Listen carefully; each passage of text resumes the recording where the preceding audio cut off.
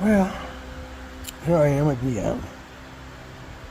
The first one was a fail. It's the bed frame. It was just too flimsy. And now I've still got the base where my jack is, where I stretched it out a little bit. If you go watch on that one, actually what I did, I moved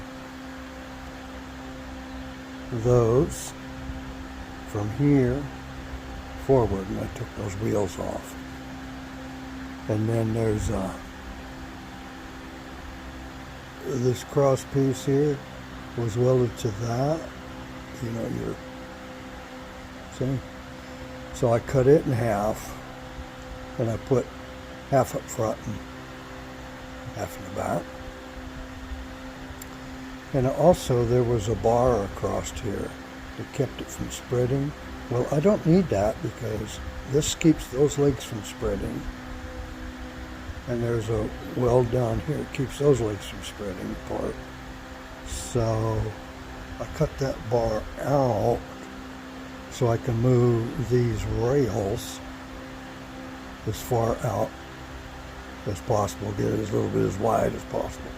And of course these rails came from their stretchers from side to side for a twin to queen to king bed, and I welded them on. You could have used bolts. You could use 2x4s. But I keep trying to reinvent the wheel, trying to do it my own way. And of course that creates a lot of problems. But I'm having a good time. Now up here on the top, I used a 2x6. And I've measured up from the bottom of the 2x6 about 2.5 inches.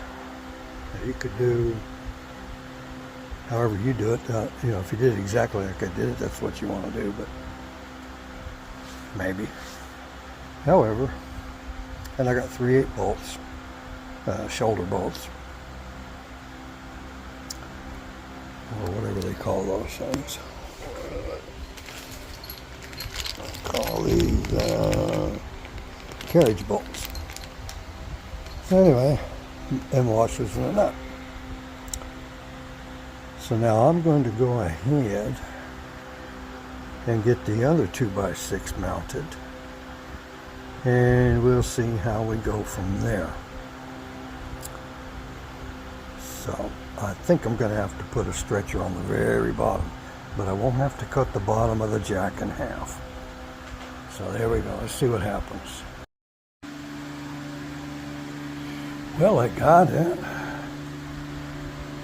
Got my 2x6s, 2x12.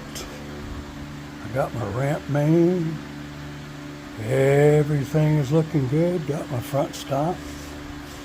But you won't lift it up except in the front. And that is because of the pivot point I have. It's putting all the stress right there. Look how high it's raised that. Now, I'm not sure if I put a 4x4 under there and anchored this down to it, if that would help.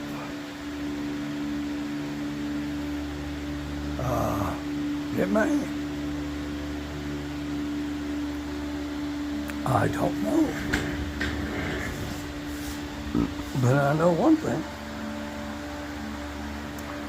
Flimsy little old 2x4 ain't gonna do it. So, at any rate, that's one good thing about having a center stand is I don't need a front wheel stand. So, it's a good width. It's easy to get up on. It is sturdy, except for that bottom part.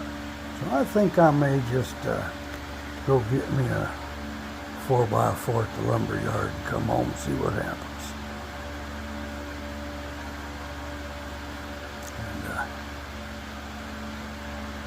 And yep, I think that might be the ticket. But I'll get back with you later, because this 441-pound beast ain't going anywhere. All right. This is how not to do it again. And if the 4x4s work, then I'll consider it a success. If they don't, this will be a fail number 2. Here we go. Alright, well, I got it. But I did that 2x10 just there. A drop stop just in case the jack lets go. As you can see, I sistered 2x4s on the side.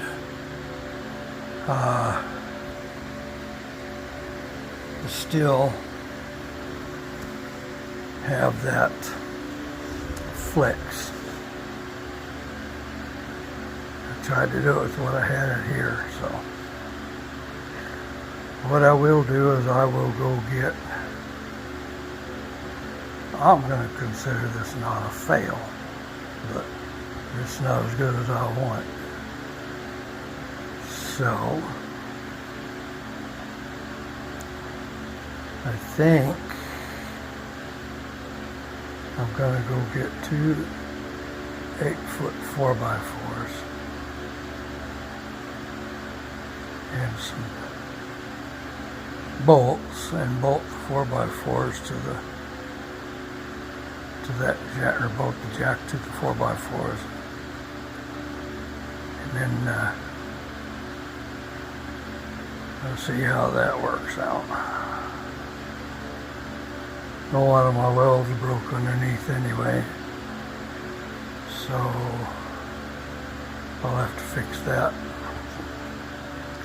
I'm getting there. I'm getting there.